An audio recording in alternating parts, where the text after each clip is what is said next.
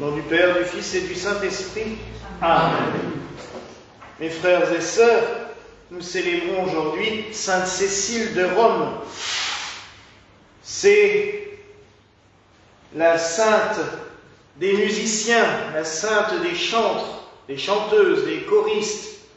Donc, une bonne fête à tous ceux qui pratiquent ces disciplines, parce que elle a vraiment, je pense qu'elle est sans doute la plus vénérée, puisqu'elle est déjà la sainte patronne de quasiment toutes les chorales de paroisse qui s'appellent chorale Sainte-Cécile.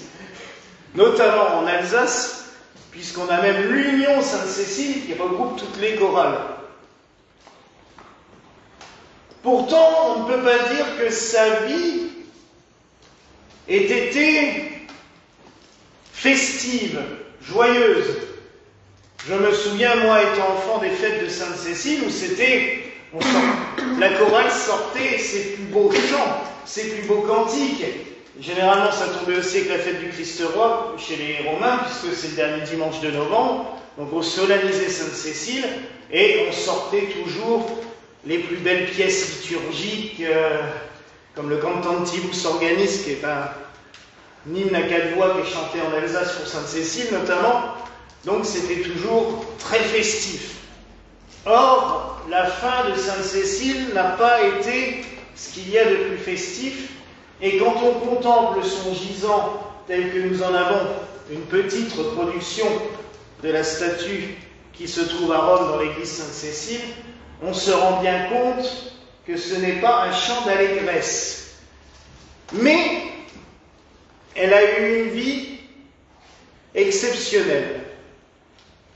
Sainte Cécile était une fille, une patricienne romaine, donc bonne famille, famille aisée, qui, dans sa jeunesse, a fait vœu de chasteté. Malheureusement, ses parents n'en entendaient pas ainsi et ils l'ont forcée à épouser un homme, Valérien, à qui elle a eu le courage, et là c'est de l'héroïsme, quand on voit la vie d'autres saints, d'autres se sont fait tuer pour moins que ça, elle a eu le courage, arrivée dans la chambre des noces, de dire à son mari, « J'ai fait vœu de chasteté. Un ange me protège depuis mon enfance. Je te demande de le respecter et de faire de même. Et toi aussi, tu seras sous sa protection. » Vous imaginez quand même la tête du mari sur le coup. Il a répondu, d'après la légende de Sainte-Cécile, « D'accord, mais fais-moi voir ton ange. » Ah, là c'est déjà plus compliqué. Mais il n'a pas tort dans un sens. On en reste dans le domaine de la foi chrétienne, qui est un domaine d'expérience. Croire bêtement, c'est pas toujours, c'est pas ce que l'Église demande et c'est pas ce que Christ nous demande. Il nous demande de faire nos expériences. Donc, il y va, il ose. Et Cécile lui répond, fais-toi baptiser d'abord et tu verras mon ange. Elle savait très bien ce qu'elle faisait, la demoiselle. Elle l'envoie à Urbain, le pape de Rome, Urbain Ier. Je précise qu'on est au IIIe siècle, c'est 230 environ. Elle l'envoie vers le pape Urbain Ier, qui le prépare au baptême et qui lui donne le sacrement. Heureusement que ce n'était pas 3 ans de baptême, 3 ans de réparation comme maintenant pour les catéchistes, pour les catéchumènes, parce que sinon... Donc, il rentre chez elle, chez lui et chez elle, et il lui dit, voilà. Et à ce moment-là, l'ange apparaît à Cécile et à Valérie. Ils vont professer la foi avec une ardeur toute particulière, ce qui, au bout de quelques années, malheureusement, coûtera la vie à Valérien, mais aussi à son frère, puisque Valérien, racontant son aventure à son frère, a converti son propre frère au christianisme, et à leur bourreau, puisque le bourreau qui vient pour les tuer tous les deux est converti par Valérien et son frère. Du coup, il se fait tuer aussi. Cécile accepte cet état de fait et transforme sa maison en lieu de catéchisme. Elle dit au pape Urbain que ma maison serve à parler de la foi. Et elle accueille les fidèles, elle les catéchise. Le pape Urbain vient une fois d'ailleurs dans sa demeure où on dit qu'il baptisera jusqu'à 400 personnes. Vous pensez bien que l'empereur à l'époque n'a pas apprécié. L'empereur ordonne donc que Cécile soit mise à mort.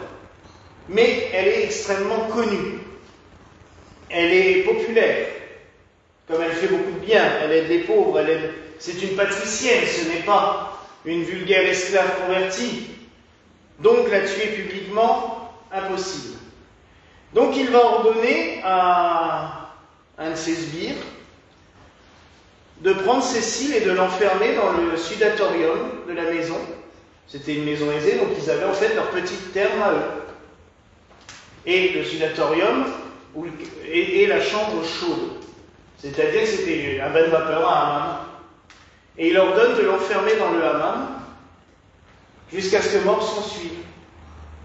Et ils vont attiser, la légende le dit, par 7 fois ils vont ranimer le feu à toute force pour arriver à leur fin. Quand ils pensent que tout est fini, ils rentrent dans la pièce et Cécile est toujours en pleine forme. Elle est fatiguée, donc allongée, couchée dans cette position-là, mais vivante. Et du coup, il prend une machette et il lui tranche, il lui tape dans le cou, par 3 fois. Au bout de la 3e fois, elle n'est toujours pas morte. Elle est têtue. Et elle continue à chanter. Voilà pourquoi elle est la patronne des musiciens. À chanter les louanges de Dieu. Elle chante les psaumes. Elle chante les cantiques. Et il y a une loi romaine. Alors ne me demandez pas qui c'est qui a répondu ça, mais quand j'ai lu ça ce matin, j'étais complètement ébahi. Pour couper la tête de quelqu'un, on avait droit à 3 coups. Si la personne n'était pas morte au bout du 3e coup, on la laissait comme ça. On n'achevait pas. C'était la loi. Donc comme au bout de 3 fois, elle n'était toujours pas décapitée et qu'elle respirait encore, il l'a laissée là. Et est parti.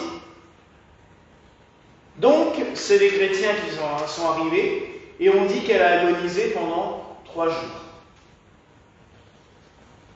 Tout en continuant, à bout de force, presque vidée de son sang, à chanter la louange de Dieu. Et c'est ce que représente le gisant que nous avons là, parce qu'elle va être enterrée dans les catacombes, dans la position où elle va mourir, donc recroquevillée sur elle-même, et on va la ressortir en 1539, je crois. Alors le tombeau avait été déplacé, puisqu'elle a été enterrée par la suite, elle est apparue au pape Pascal Ier pour lui dire où elle reposait. Il a pris le corps, il l'a enterré dans l'église qu'il a fait construire sur sa maison. Et ce qui est très intéressant, c'est que sous l'église Sainte-Cécile de Rome, au Trastevere, on a fait des fouilles archéologiques il y a une 40aine d'années, et on a retrouvé d'anciennes termes. Le sudatorium où elle est morte a été retrouvé. Donc ça, j'aime bien quand la science accrédite les anciennes légendes, c'est bien. Comme je fais une petite aparté, mais je ne vois pas pourquoi les premiers chrétiens se seraient tellement cassé la tête à garder des lieux aussi forts si c'était des mensonges. Donc, mais là, au moins, l'archéologie a prouvé clairement que.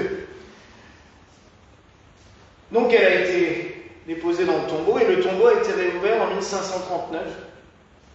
Et on a trouvé le corps intact de Sainte-Cécile, dans cette position-là. Donc la tête retournée avec la trace du glaive, et les doigts, les 3 doigts de la main droite tendus, la Sainte Trinité, et l'index de la main gauche aussi. Vous verrez si vous regardez la statue de près, on le voit, pour montrer l'unité de la Sainte Trinité. Les chrétiens à l'époque faisaient comme ça pour catéchiser, c'était beaucoup plus simple. Donc on l'a retrouvée intacte comme ça. Elle a été déposée dans le tombeau et on a demandé à un sculpteur, Stefano, non j'ai oublié le nom de famille, Martero, je crois que c'est Martero, c'est quelque chose comme ça, de sculpter ce qu'il avait vu. Et ça a donné ce gisant qui est une pure merveille, en marbre blanc, qui est dans l'église de Sainte-Cécile. Une copie a été faite, qui est dans la cathédrale d'Albi, dans la chapelle Sainte-Cécile aussi, où il y a des reliques qui ont été transférées. Et je trouve cela émouvant. Alors oui, il est clair que j'aurais pu mettre la traditionnelle représentation de Sainte-Cécile avec sa harpe. On n'a aucune trace qu'elle ait joué de la harpe un jour. Hein. Encore moins quand on la voit jouer de l'orgue. C'est très drôle, que les tableaux de Sainte-Cécile en train de jouer de l'orgue. Hein? Oui, mais ils n'existaient surtout pas à l'époque, donc en plus, c'est ça qui est le pire. Donc voilà, il faut rester. Mais cette représentation, je la trouve très émouvante parce que elle repose dans la gloire de Dieu. Et ça, je trouve ça beau. Car le martyr, oui, c'est horrible. Oui, c'est une douleur innommable et c'est une horreur innommable. Mais c'est aussi le repos en Dieu. C'est cette paix, cette sérénité. Et cette sérénité, je l'ai retrouvée cet après-midi en lisant un texte qu'on m'a envoyé. Thérèse de Lisieux a fait une très belle poésie sur Sainte-Cécile. Et on retrouve cette paix, cet apaisement dans le martyr. Cet amour, tout simplement. Alors si vous avez l'occasion, je vous invite à lire cette poésie parce qu'elle est très belle. Je ne la connaissais pas, c'est Philippe et Catherine qui me l'ont envoyée, mais c'est bien tombé parce que j'étais juste en train de repeindre la structure. Et j'ai trouvé que ça coïncidait très bien parce que ce repos en Dieu, après les longs combats, après les durs combats qu'elle a menés, parce que, vous savez, je l'ai déjà dit à plusieurs reprises, de nombreuses reprises, la foi de nos jours, ici en Occident, c'est facile. À leur époque, c'était un combat quotidien, permanent. C'était la guerre, j'allais dire, permanente. Chaque acte de foi, chaque célébration de la messe, chaque baptême, on risquait de se faire couper la tête, la preuve. Donc, c'était un combat permanent à l'époque de Sainte-Cécile. Nous, on a une chance folle de pouvoir venir à l'église quand on veut, quand on peut. Eux, non, ils n'avaient pas cette chance. C'est comme les chrétiens pendant la Révolution, fallait en vouloir.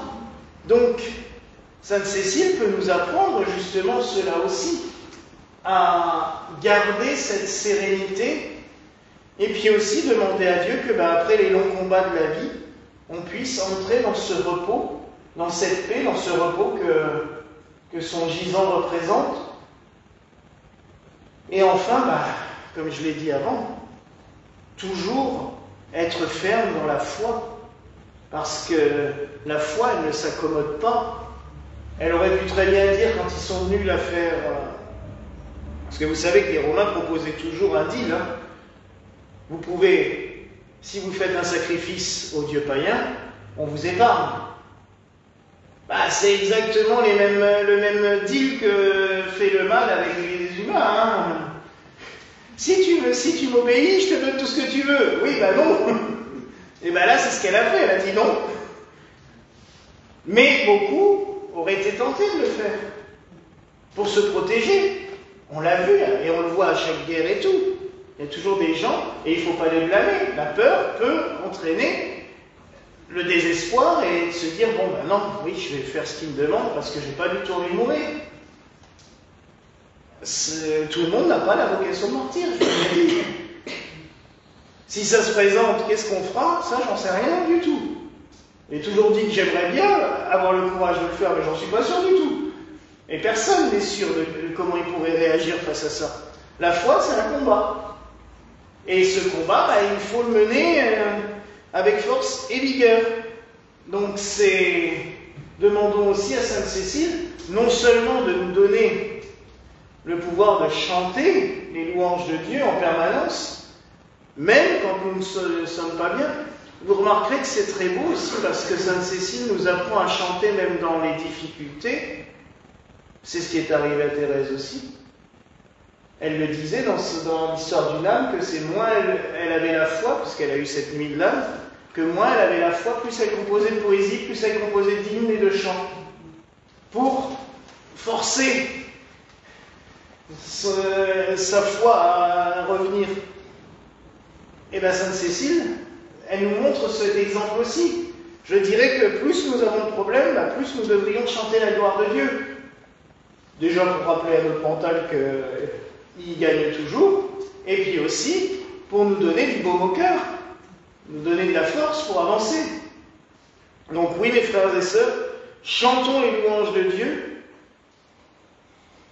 remercions-le, célébrons-le aussi de nous avoir donné Sainte Cécile, une grande sainte, et demandons-lui sa bénédiction, et prions aussi, comme je l'ai dit en début d'homélie, pour tous ceux et celles qui se sont voués à la musique et au chant, et qui célèbrent aujourd'hui leur sainte patronne. Voilà la grâce que je nous souhaite en ce jour, au nom du Père, du Fils et du Saint-Esprit. Amen.